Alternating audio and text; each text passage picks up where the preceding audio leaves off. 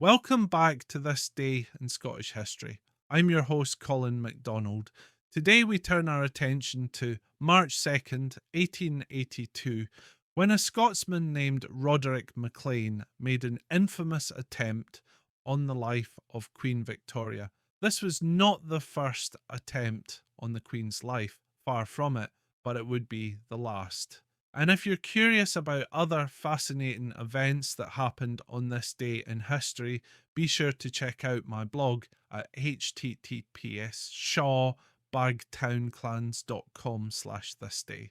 The link will be in the description.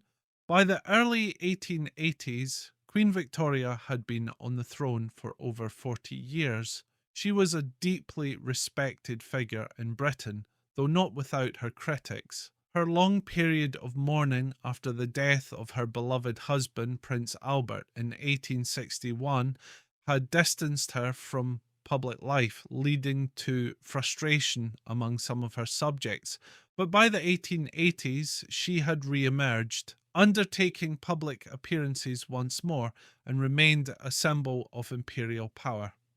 On March 2nd, 1882, Victoria was in Windsor, returning from a visit to the royal station. As her carriage made its way through the town, a lone figure emerged from the crowd. Roderick Maclean, a 28-year-old Scotsman, raised a pistol and fired a shot at the Queen's passing carriage. Fortunately, his aim was poor and the bullet missed entirely.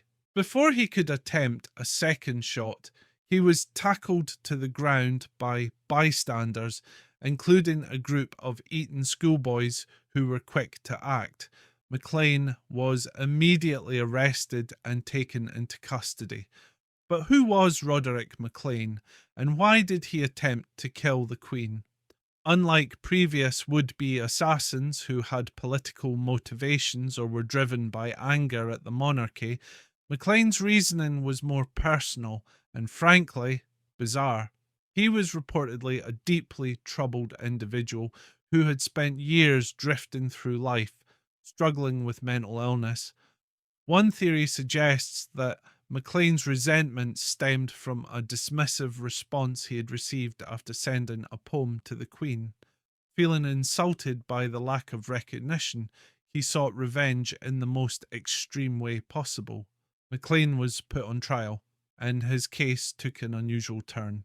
He was declared insane and found not guilty of attempted murder, though he was sentenced to indefinite confinement in an asylum.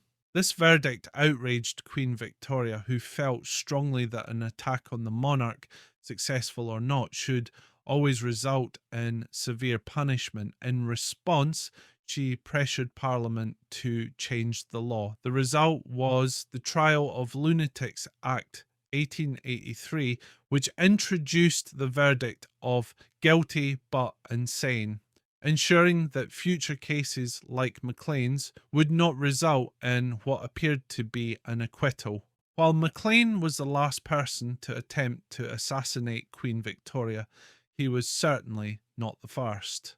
Throughout her long reign, she survived at least 8 assassination attempts. Some were made by disgruntled citizens, others by individuals suffering from severe mental illness, but none succeeded, and the Queen would go on to reign until her death in 1901, securing her place as one of Britain's most enduring monarchs.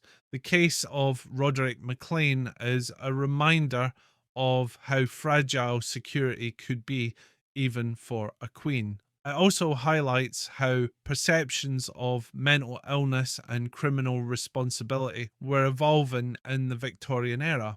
While Maclean spent the rest of his life in an institution, his name is remembered in history as the man who made one last unsuccessful attempt to change the course of the British monarchy.